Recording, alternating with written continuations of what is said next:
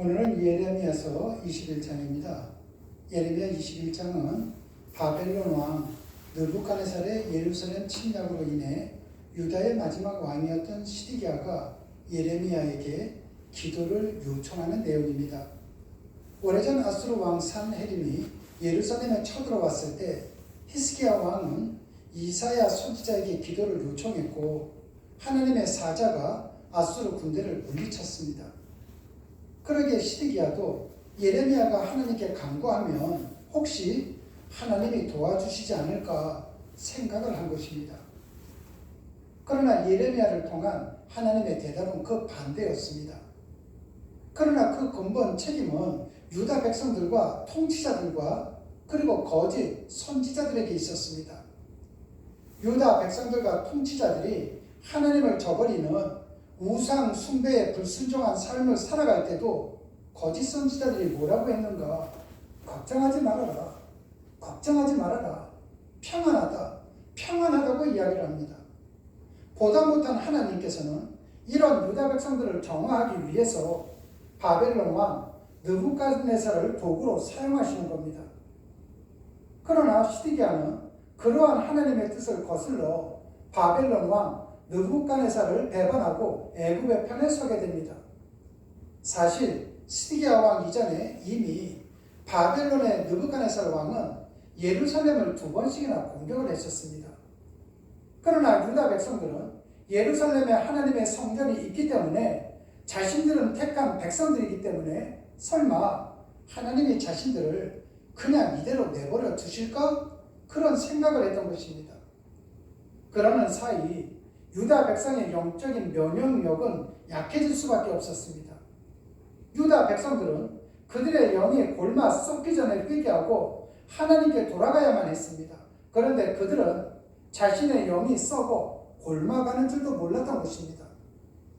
유다 백성들과 통치자들, 거짓 선지자들은 이미 자기 스스로 면역력으로 치유가 가능한 상태가 아니었던 것입니다. 바벨론 왕 느부갓네살은 유다의 영적으로 썩어 골마터진 환부를 도려내는 하나님의 칼의 역할을 했습니다. 그러나 그 와중에도 하나님은 긍휼을 베푸십니다. 8절과 9절을 보면은 하나님은 단순히 유다 백성을 완전히 진멸하는 것이 아니라 정화하고자 하셨던 것이었습니다. 그러기에 한 나라의 왕으로서 시드기야가 그나마 하나님의 뜻에 순종하려고 했다면 좀 더 백성들의 피를 덜 흘릴 수도 있었을 것입니다. 한 국가를 이끌어가는 왕이라는 지도자는 정황을 정확히 파악하고 백성을 긍휼히 여기는 마음이 있어야만 합니다. 그러나 시드기야는 그러지 못했습니다. 지도자를 잘못 만나면 그 지도자만 망하는 것이 아니라 온 백성이 망하는 것입니다. 유다 백성들은 참 주인이시고 지도자이신 하나님을 선택한 것이 아니라 우상을 선택하는 결국 망하는 길을 선택했던 것입니다. 그럼에도 불구하고 만왕의 왕이시고 만유의 주이신 하나님은 심판 가운데에도 긍휼을 남겨주셨습니다. 그러기에 유다의 남은 자들과 나중에 포로에서 돌아온 자들을 통하여 언약 백성들을 보존해 가십니다. 우리도 믿음 생활하면서 죄를 범할 때가 있습니다. 그러나 즉시 돌아서야 합니다. 호미로 막을 수 있을 때 호미로 막아야지 나중에는 가래로 막아야 할 때가 있습니다. 더 가다가는 가래로도 막지도 못합니다. 회개는 내가 지금 가고 있는 길을 돌이켜 정반대의 길을 가는 것입니다. 그러나 그 길은 하나님의 은혜로 향해 달려가는 가장 빠른 지름길입니다. 오늘도 우리가 하나님으로부터 받은 은혜에 합당한 열매를 맺을 수 있게 되기를, 그러한 길을 걸어가는 여러분들이 되시기를 주님의 이름으로 축원합니다. 기도하시겠습니다. 하나님 아버지 감사합니다.